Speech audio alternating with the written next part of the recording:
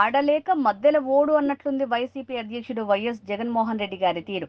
Budget బాగోలేదని, రాష్ట్ర ప్రజలకు ఉపయోగం కాని బడ్జెట్ అని కాంగ్రెస్ పార్టీ వైసీపీ కంటే ముందుగా ప్రెస్ మీట్ పెట్టి చెప్పాం. మేం చెప్పిందే జగన్మోహన్ రెడ్డి గారు ప్రెస్ మీట్ పెట్టి చెప్పారు. మాకు మీకు పెద్ద తేడా లేదు. జగన్మోహన్ రెడ్డి గారికి 38% వచ్చిన అసెంబ్లీకి వెళ్ళినప్పుడు మీకు మాకు తేడా లేదు అని ఏపీసీసీ చీఫ్ వైఎస్ షర్మిలారెడ్డి చెప్పారు.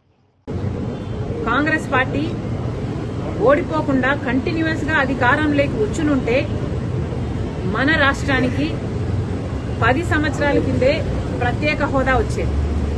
దాదాపు 1,50,000 కోట్లు విలువ చేసే విభజన హామీలు అన్ని కాంగ్రెస్ పార్టీ నెరవేర్చుండే. దురదృష్టం కాంగ్రెస్ పార్టీ రాలేదు.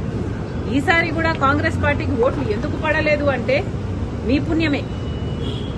కాంగ్రెస్ పార్టీ కేవలం ఇంత డెసిసివ్ గా ఓట్లు ఎలక్షన్లు జరిగాయి కాబట్టే మిమ్మల్ని అధికారంలోంచి దించడానికి ప్రజలు నిర్ణయించుకున్నారు కాబట్టే ఈసారి చంద్రబాబు గారికి ఓట్లేసి గెలిపించారు. కాంగ్రెస్ పార్టీకి అభిమానులు లేక కాదు.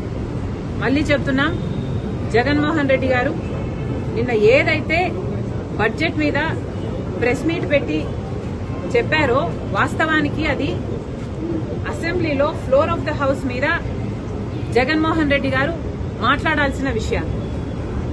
మరి జగన్మోహన్ రెడ్డి గారు అసెంబ్లీలో మాట్లాడకుండా ప్రెస్ మీట్ లో చెప్తే మేము అంతకంటే ముందు అంతకంటే బాగా ప్రెస్ మీట్ పెట్టి చెప్పాం బడ్జెట్ గురించి.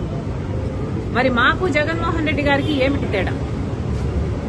ఓట్లేసి గెలిపించారు, మీకు 38% ఉంది అని గొప్పలు చెప్పుకుంటున్నారే, అది కూడా ఉండేటట్టు మిగుల్చుకునేటట్టు మీరు వ్యవహరించటం లేదు, ప్రవర్తించటం లేదు. మళ్లీ జగన్మోహన్ రెడ్డి గారికి చెప్తున్నాం, ఇన్సిగ్నిఫికెంట్ పార్టీ మాది కాదు, ఇన్సిగ్నిఫికెంట్ పార్టీ మీది, వైసీపీది. వైఎస్ఆర్ లేని వైసీపీది, ప్రజాక్షేమం లేని వైసీపీ. మళ్లీ చెప్తున్నాం వైసీపీ లీడర్లకు, జగన్మోహన్ రెడ్డి గారికి, మీరు మెంబర్స్ ఆఫ్ లెజిస్లేటివ్ అసెంబ్లీ, అందుకనే ప్రజలు మిమ్మల్ని గెలిపించారు. మీకు అసెంబ్లీకి పోయే ధైర్యం లేకపోతే రాజీనామాలు చేయండి. రాజీనామాలు చేసి మళ్లీ కావాలంటే రెఫరెండం కి ప్రజల దగ్గరికి వెళ్ళండి. రెఫరెండం కోసం ప్రజల్ని అడగండి. మీరు గెలిపించినా మేము అసెంబ్లీకి వెళ్ళము అని చెప్పి రెఫరెండంకి వెళ్ళండి.